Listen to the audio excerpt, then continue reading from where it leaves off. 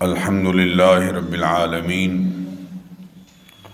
والصلاة والسلام علی خاتم الانبیاء وسید المرسلین وعلی آلہ وصحبہ ومن تبعہم بإحسان الی یوم الدین اما بعد فاعوذ باللہ من الشیطان الرجیم بسم اللہ الرحمن الرحیم سبحان الذي أسرى بعبده ليلا من المسجد الحرام إلى المسجد الأقصى الذي باركنا حوله لنريه من آياتنا إنه هو السميع البصير صدق اللہ العظیم۔ محبت سے درود شریف پڑھ لیجئے سب حضرات۔ اللہ بزرگوں اور عزیز بھائیوں، آج ماہ رجب المرجب کی 25 تاریخ ہے۔ رجب کے آخری عشرے میں زیادہ تر خطیب حضرات نبی کریم علیہ الصلاۃ والتسلیمات کے سفر معراج کا ذکر کرتے ہیں۔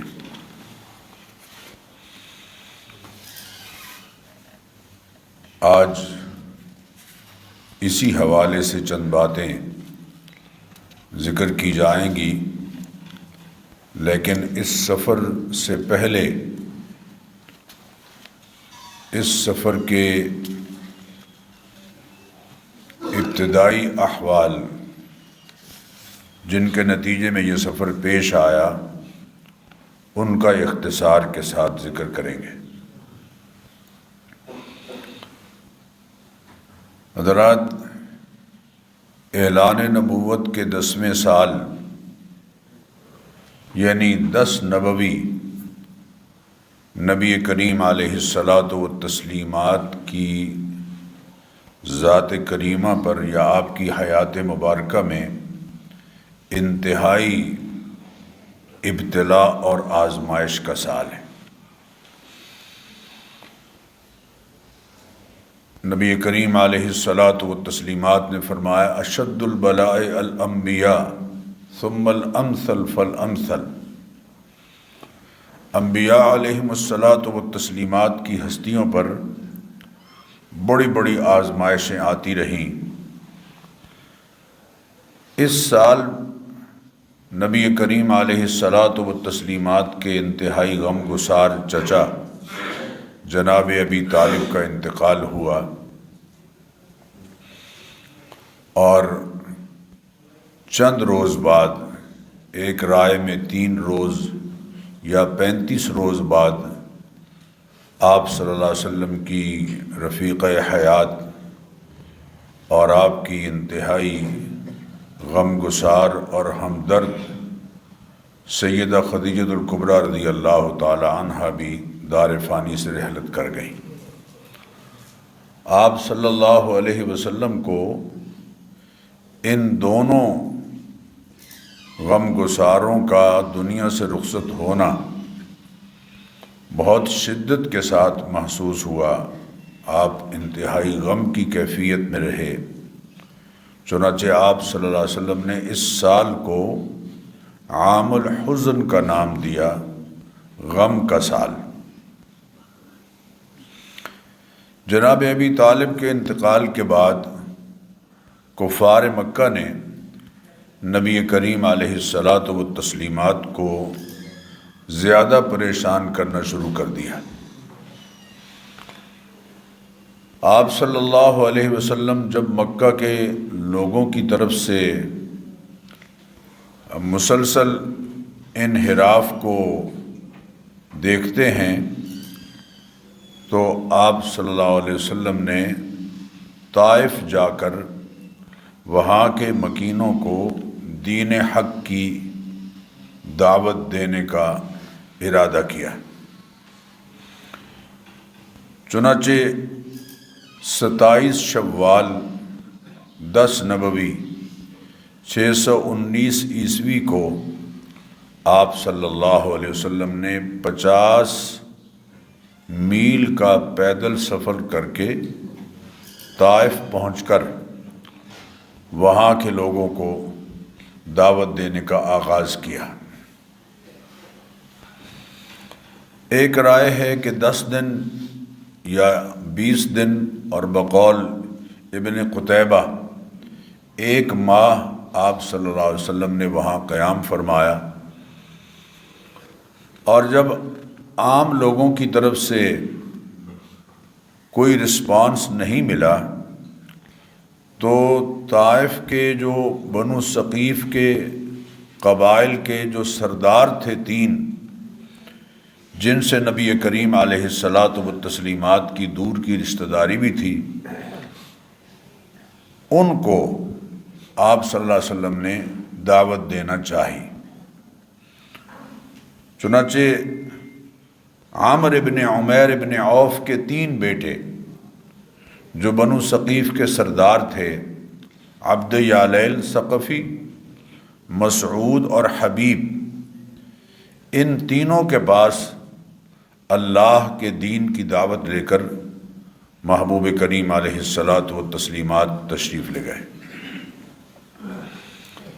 ان کی محرومی یہ قسمت ہے کہ بجائے اس کے کہ وہ آپ کی دعوت کو قبول کرتے، آپ صلی اللہ علیہ وسلم کا مذاق اڑایا اور انتہائی نامناسب رویہ اختیار کیا اور ایسے کلمات کہے جو ناقابل برداشت۔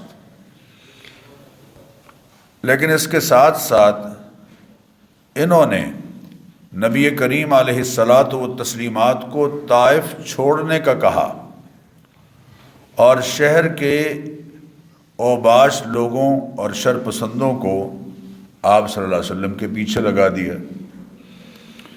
چنانچہ سارے شرپسند لوگ راستے کے ارد گرد بیٹھ گئے، اور جب نبی اکرم صلی اللہ علیہ وسلم وہاں سے گزرے تو انہوں نے آپ صلی اللہ علیہ وسلم پر پتھر برسانا شروع کر دیا۔ حضرت زید بن حارثہ ڈھال بننے کی کوشش کرتے، اور نبی اکرم صلی اللہ علیہ وسلم جب زخموں سے چور ہو کر بیٹھ جاتے تو ظالم آپ کا ہاتھ پکڑ کر آپ کو کھڑا کرتے اور پھر سنگ باری شروع کر دیتے۔ اللہ اکبر! ان لوگوں نے اس انداز سے نبی کریم علیہ الصلاۃ والتسلیمات کو طائف سے باہر کیا کہ سارا جسم زخموں سے چور اور قدمین شریفین سے خون بہہ رہا تھا۔ شہر کے باہر ایک باغیچے میں نبی کریم علیہ الصلاۃ والتسلیمات انگور کی بیل کے نیچے بیٹھ گئے۔ اس سنگین ترین صورتحال میں آپ صلی اللہ علیہ وسلم نے جس سوز اور درد کے ساتھ اللہ تعالیٰ کے حضور میں دعا کی ہے، اس کا انداز بڑا نرالا ہے۔ یہ دعا بار بار پڑھنے کے لائق ہے۔ آپ صلی اللہ علیہ وسلم نے اللہ تعالیٰ سے عرض کیا، اللہم انی اشکو الیک ضعف قوتی وقلت حیلتی وہوانی علی الناس۔ اے میرے اللہ، میں اپنی طاقت کی ناتوانی، اپنی قوت عمل کی کمی اور لوگوں کی نگاہوں میں اپنی بے بسی کا شکوہ تیری بارگاہ میں کرتا ہوں۔ یا ارحم الراحمین، انت رب المستضعفین، اے مہربان اللہ، تو کمزوروں کا رب ہے، وانت ربی، اور تو میرا بھی رب ہے۔ الی من تکلنی، تو نے مجھے کن کے حوالے کر دیا ہے؟ الی بعید یتجہمنی، ایسے حق کو قبول کرنے سے دور رہنے والوں کے حوالے جو ترش روی سے میرے ساتھ پیش آتے ہیں۔ او الی عدو ملکتہ امری، یا کسی دشمن کو تو نے میرے معاملے میں میرے ساتھ برتاؤ کرنے کا اختیار دے دیا ہے۔ اللہ اکبر. ان لم یکن بک علی غضب فلا ابالی. لیکن اس ساری صورتحال کے باوجود اگر تو مجھ پر ناراض نہ ہو تو مجھے ان تکلیفوں کی کوئی پرواہ نہیں.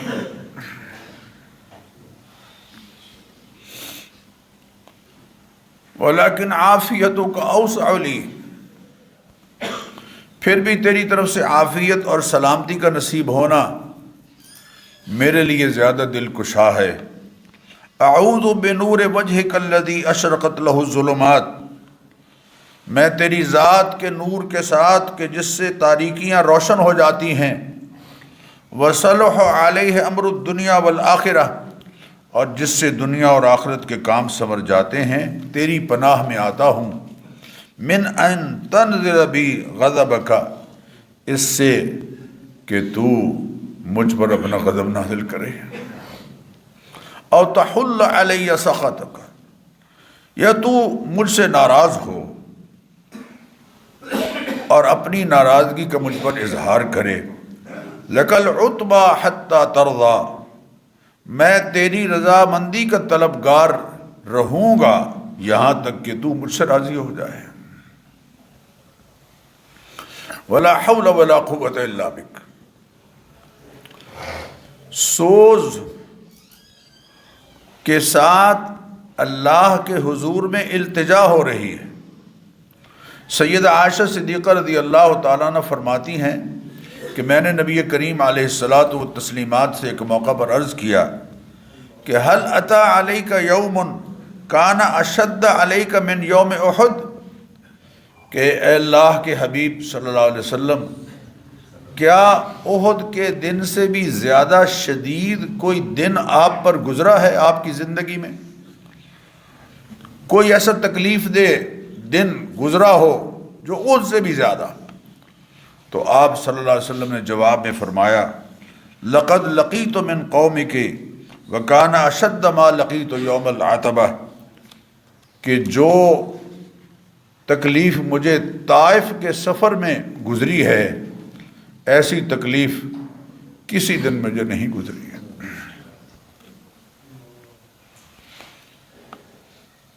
عام الحزن یعنی غم کے سال کے غموں پر حوصلے کا عملی مظاہرہ کرنے والے اور ابتلا اور آزمائش کی منزلیں طے کرنے والے اور سفر طائف سے پلٹتے ہوئے مظلومیت کی کیفیت میں اپنے رب سے نصرت کی التجا کرنے والے اور شعب ابی طالب کی نظر بندی میں 3 سال سے زائد عرصہ گزارنے والے اور عام الحزن اور طائف کے بازاروں کے صدمات کی کیفیت سے اللہ نے نکالنے کے لیے اپنے حبیب کریم علیہ السلام کو سفر معراج کرا ہے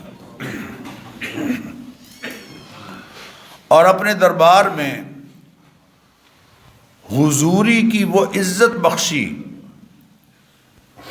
جو جیتے جی 1,24,000 انبیاء علیہم الصلاۃ والتسلیمات میں سے کسی ایک پیغمبر کو بھی نصیب نہیں. اللہ اکبر. یہ اعزاز صرف سید کائنات صلی اللہ علیہ وسلم کی ذات کریمہ کو حاصل ہوا ہے. سفر معراج کے ذریعے اللہ کریم نے اپنے حبیب کریم علیہ الصلاۃ والتسلیمات کو وہ شرف اور عزت عطا فرمائی کہ افضل الملائکۃ المقربین حضرت جبریل امین بھی پیچھے رہ گئے. اور شاعر نے کہا حضرت جبریل امین کی بات کو اپنے الفاظ میں کہ گر یکسر موئے برتر پرم فروغ تجلی بسوست پرم. اللہ کریم نے ایسے مقام کی سیر کرائی اپنے حبیب کریم علیہ الصلاۃ والتسلیمات کو جو کائنات کا منتہا ہے یعنی عرش عظیم. بعض اہل علم نے فرمایا ہے کہ عرش تک سیر کرانے میں ختم نبوت زمانی اور ختم نبوت مرتبی دونوں کی طرف اشارہ ہے۔ جیسے کتاب و سنت سے عرش کے بعد کسی مخلوق کا وجود ثابت نہیں، ایسے ہی آپ صلی اللہ علیہ وسلم کی رسالت و نبوت کے بعد منصب رسالت کا وجود نہیں کہ کوئی اس پر فائز ہو۔ اور جیسے عرش منتہا پر ہے، اسی طرح نبی کریم علیہ الصلاۃ والتسلیمات بھی اللہ کی مخلوق میں درجات اور مراتب کی انتہا پر ہے۔ میرے بزرگوں اور دوستو، امت کی اجتماعی رائے ہے کہ اللہ کریم نے اپنے حبیب کریم علیہ الصلاۃ والتسلیمات کو اپنی قدرت سے مسجد حرام سے مسجد اقصی تک، جو سورہ اسراء کے بالکل آغاز کی آیت ہے، اور مسجد اقصی سے 7 سماوات تک جس کا تذکرہ سورہ والنجم میں ہے، اسی جسم مبارک مع روح کے ساتھ عین حالت بیداری میں ایک ہی رات میں سفر اسراء اور معراج کرایا ہے۔ اس سفر اسراء اور معراج کا اعزاز بخشا ہے۔ اگر خواب کی بات ہوتی تو اسے اس اہتمام کے ساتھ بیان کرنے کی ضرورت نہیں تھی۔ چنانچہ سورہ بنی اسرائیل کی آیت نمبر 60 میں ہے، وَمَا جَعَلْنَا الرُّؤْيَا الَّتِي أَرَيْنَاكَ إِلَّا فِتْنَةً لِلنَّاسِ۔ الفاظ پر ذرا غور کیجئے۔ جو رؤیت ہم نے آپ کو دکھائی وہ لوگوں کے لیے واضح آزمائش ہی تھی، واضح آزمائش ہی تھی۔ صحابہ کرام میں معروف مفسر قرآن حضرت عبداللہ بن عباس نے اس آیت کی تشریح میں فرمایا، ہی رؤیا عین اریہا رسول اللہ صلی اللہ علیہ وسلم۔ یہ یہاں رویا کا معنی ان آنکھوں سے دیکھنا ہے، ان آنکھوں سے دیکھنا ہے، ان آنکھوں سے دیکھنا ہے جس کا مشاہدہ رسول کریم صلی اللہ علیہ وسلم کی ذات کریمہ کو کرایا گیا۔ حضرت عبداللہ بن عباس نے فرمایا، لو کانت رؤیا منام مفتتن بها احد، اگر معراج، یہ معراج جس کا تذکرہ یہاں ہے، عالم خواب کا واقعہ ہوتا تو کوئی اس سے فتنے میں مبتلا نہ ہوتا۔ ولا انکرہا فإنه لا يستبعد على أحد أن يرى نفسه يخترق السماوات ويجلس على الكرسي ويكلمه الرب، اور کوئی اس کا انکار نہ کرتا، اس لیے کہ اگر خواب میں کوئی یہ کہے کہ میں آسمانوں کو چیرتا ہوا اوپر جا رہا ہوں، یہاں تک کہ کرسی پر جا کے وہ بیٹھ گیا ہوں، اور اللہ تعالیٰ نے مجھ سے گفتگو کی ہے، تو کون اس کو خلاف عقل قرار دے گا؟ اور خواب کی بات ہوگی۔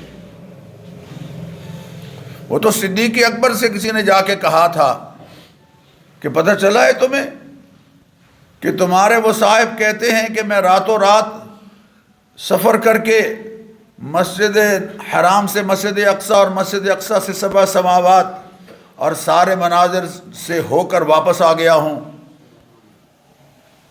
اس کا خیال یہ تھا کہ صدیق اکبر کہاں مانیں گے، اور صدیق اکبر نے فرمایا، ارے پگلے، ہم تو اس سے بھی بڑی بات مانتے ہیں۔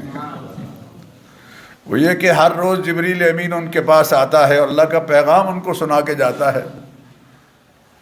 تو میرے بزرگوں اور دوستو، سیرت کی کتابوں میں اس سفر کا بیان اس طرح سے کیا گیا ہے کہ نبی کریم علیہ الصلاۃ والتسلیمات حتیم میں آرام فرما تھے کہ جبریل امین آئے اور نبی کریم علیہ الصلاۃ والتسلیمات کو جنتی سواری براق پر سوار کیا اور آپ خود آپ کے پیچھے بیٹھ گئے۔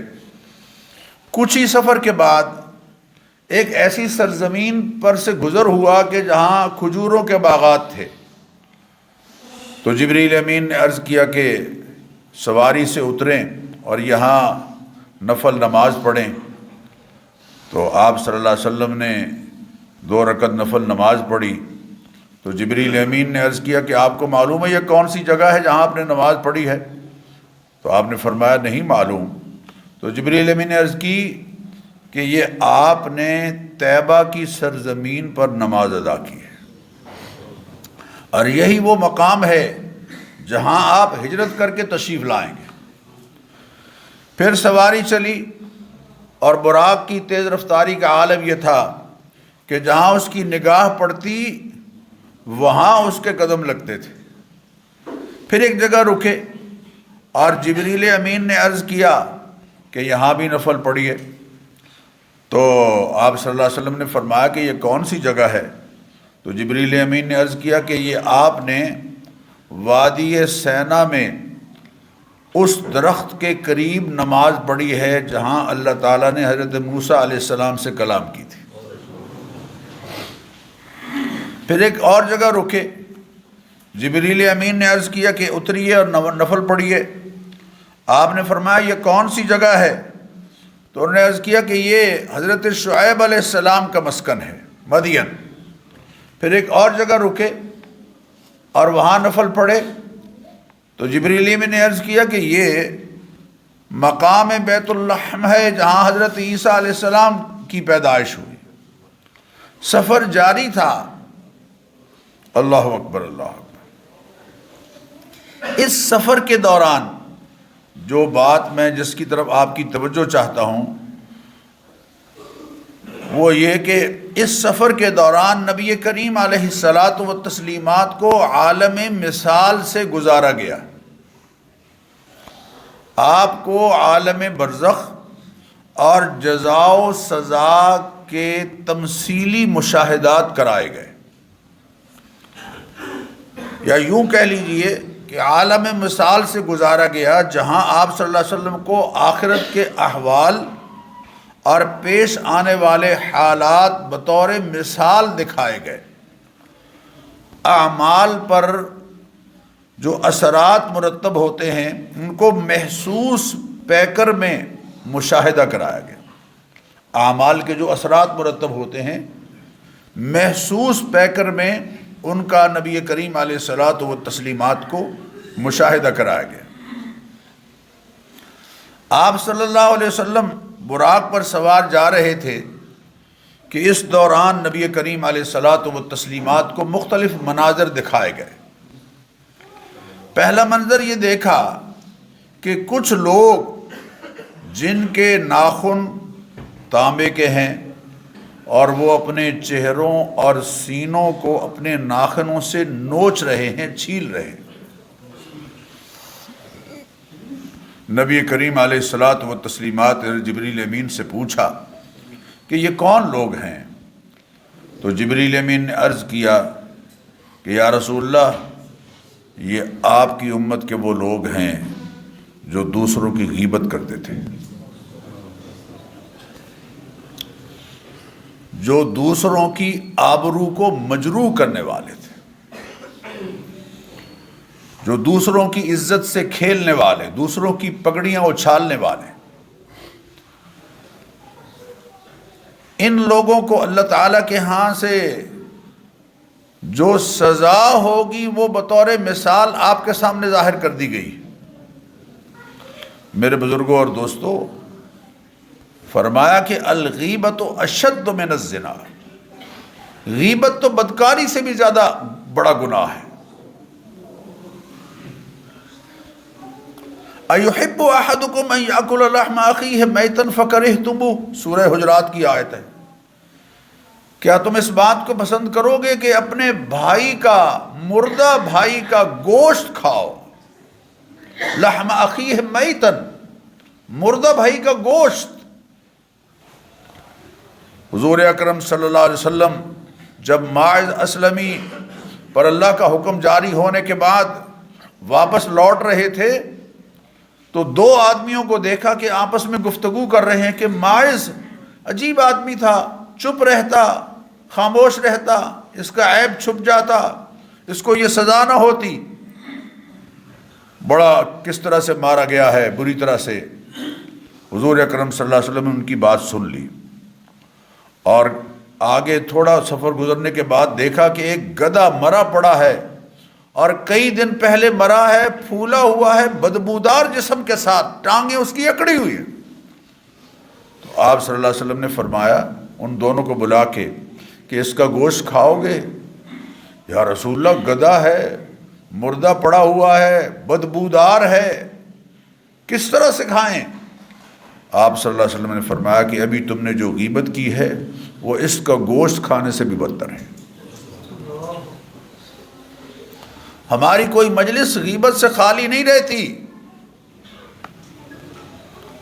اور آج کل جو اجتماعی غیبت ہو رہی ہے میڈیا پر، شام کو جو زبانی کشتیاں ہوتی ہیں، غیبت کا یہ انداز کتنا بدترین انداز ہے۔ نبی کریم علیہ الصلاۃ والتسلیمات اس سے کس طرح سے ہمیں روک رہے ہیں۔ پھر ایک شخص کو دیکھا کہ خون کی نہر میں تیر رہا ہے اور پتھر کے لقمے بنا بنا کر کھا رہا ہے، پتھر کے۔ جبریل امین سے آپ صلی اللہ علیہ وسلم نے پوچھا کہ یہ کون ہے؟ تو اس نے عرض کیا کہ یا رسول اللہ، یہ سود خور ہے۔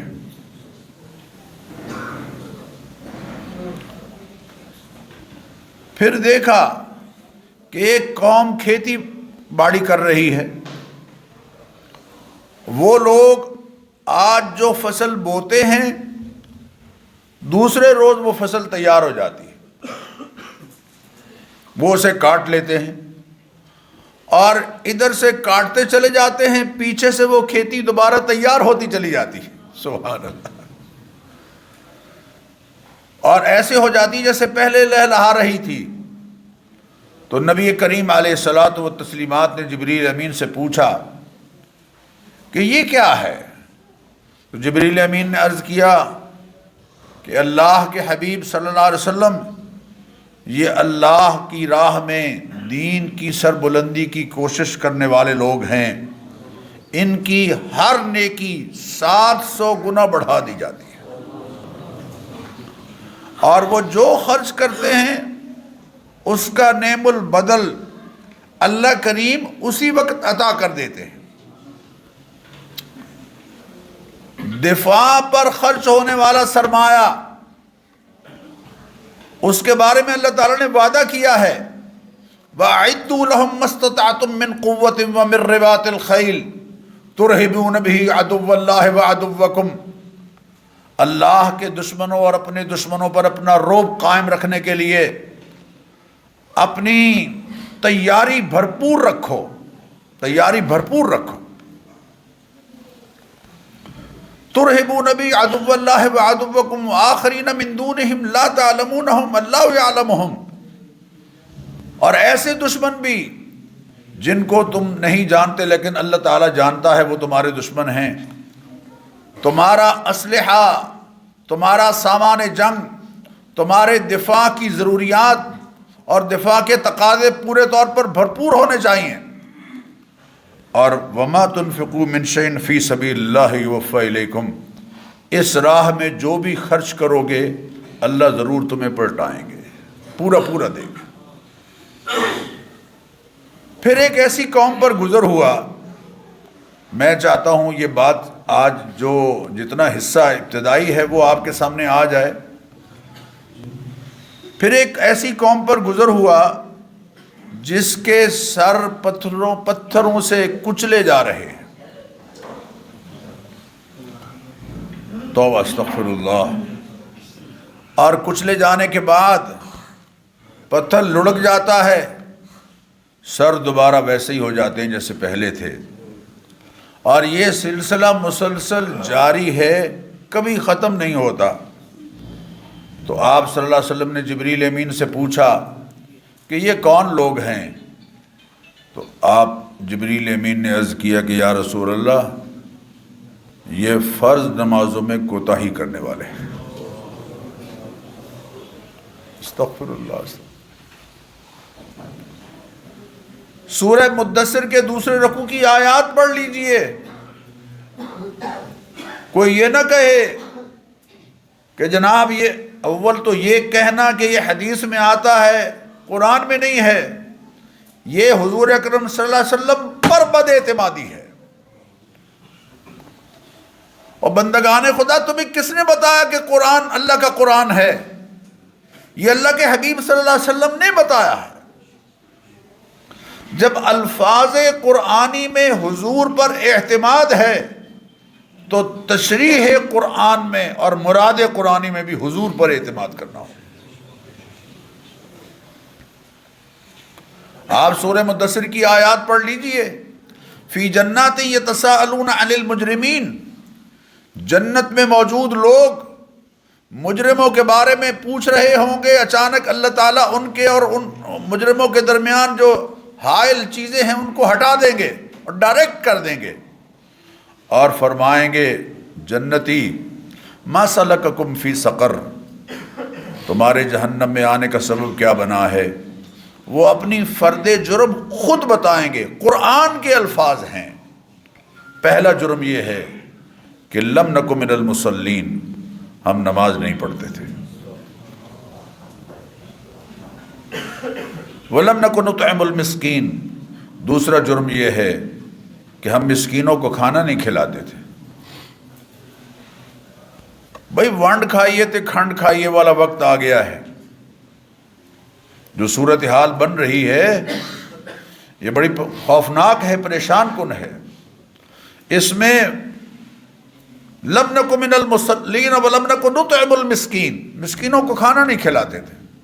وَكُنَّا نَخُوضُ مَعَ الْخَائِضِينَ، اسلام کا مذاق اڑانے والوں کی ہاں میں ہاں ملاتے تھے. وَكُنَّا نُكَذِّبُ بِيَوْمِ الدِّينِ، قیامت کا انکار کرتے تھے. حَتَّى أَتَانَا الْيَقِينُ، یہاں تک کہ ہمیں موت آ گئی. پھر ایک اور قوم پر گزر ہوا جس کی شرمگاہوں پر، جس نے اپنی شرمگاہوں پر آگے پیچھے چیتھڑے لپیٹے ہوئے تھے اور وہ اونٹوں اور بیلوں کی طرح چر رہے تھے. جبریل یہ کون لوگ ہیں؟ عرض کہ یا رسول اللہ یہ وہ لوگ ہیں جو اپنے مالوں کی زکوٰۃ نہیں دیتے تھے.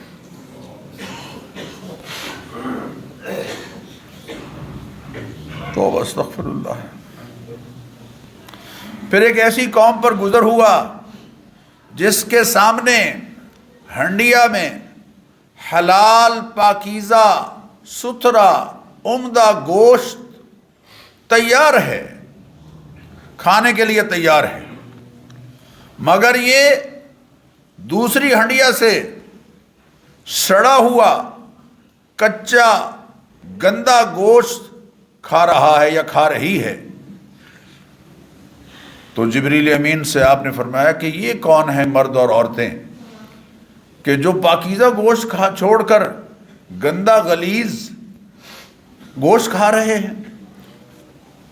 تو جبریل امین نے عرض کیا یا رسول اللہ یہ آپ کی امت کے زنا کار مرد اور عورتیں ہیں.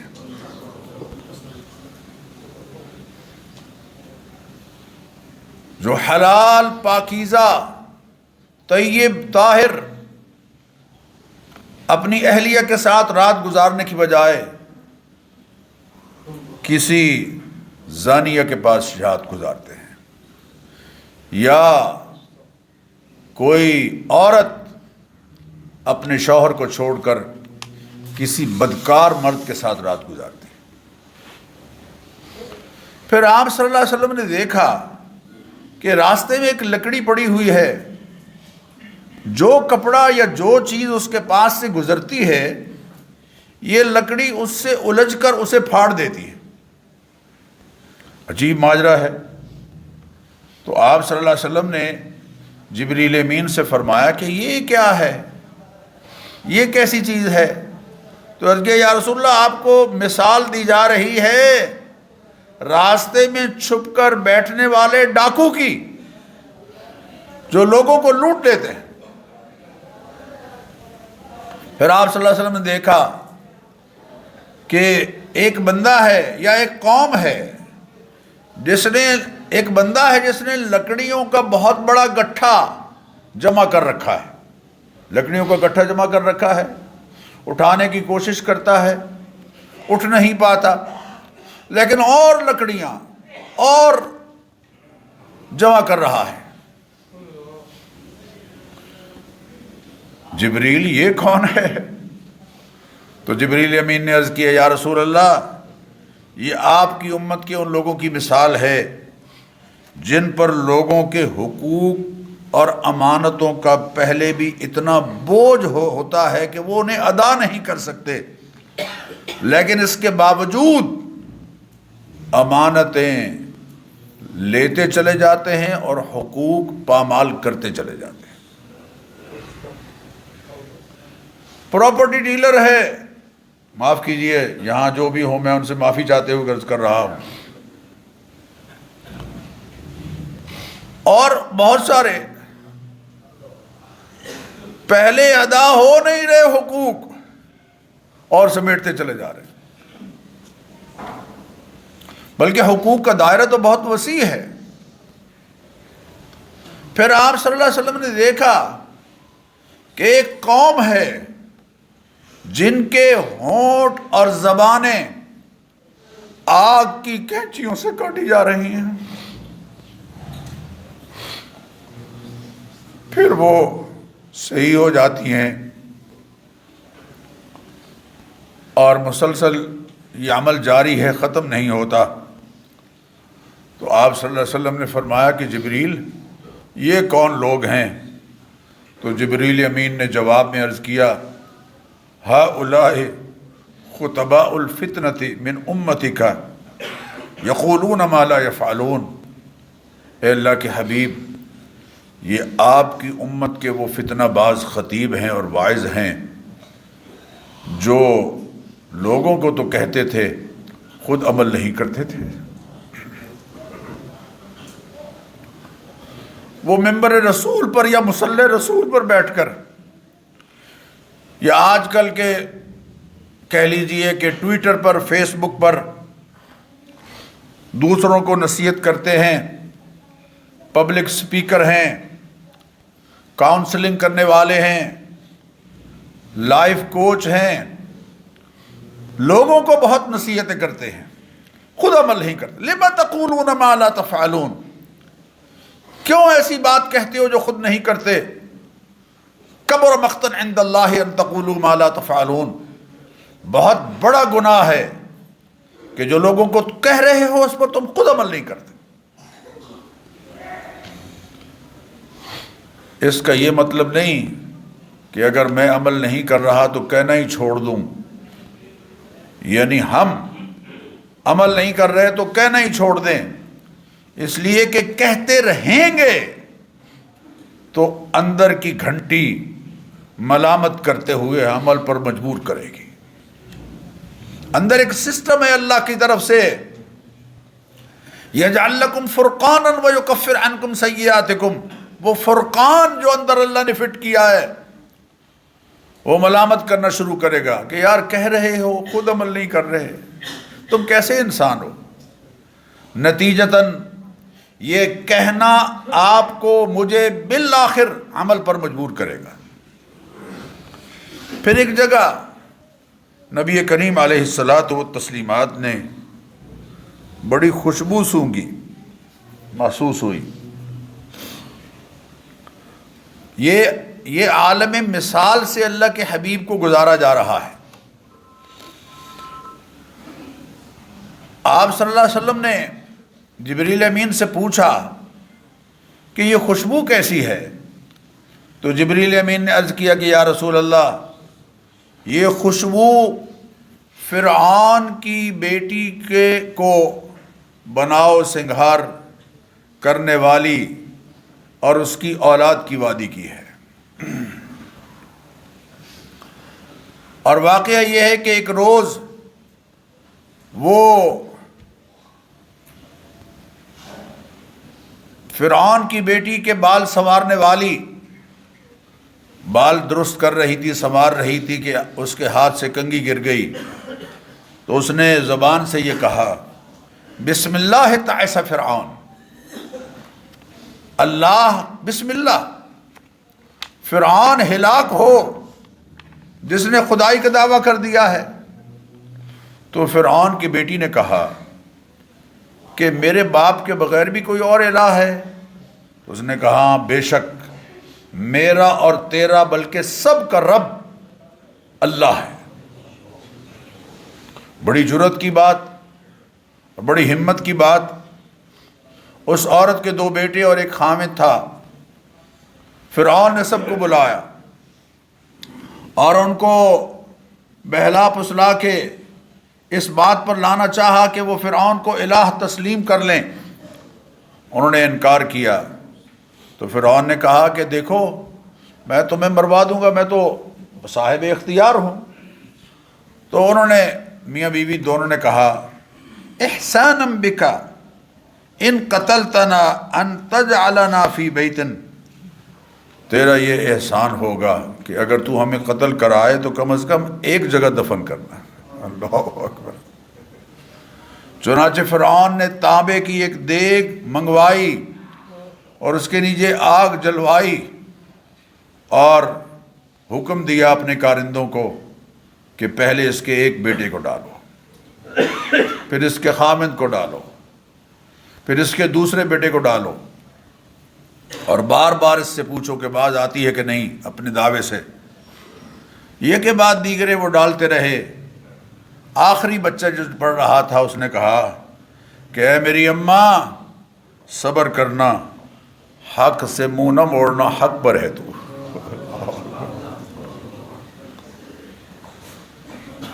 عالم مثال سے اللہ کے حبیب کو گزارا گیا۔ پھر آپ صلی اللہ علیہ وسلم بیت المقدس پہنچے، اور اس کے بعد کا جو سفر ہے اسرا، اس پر انشاءاللہ آئندہ خطبے میں معراج، اس پر آئندہ گفتگو کریں گے انشاءاللہ۔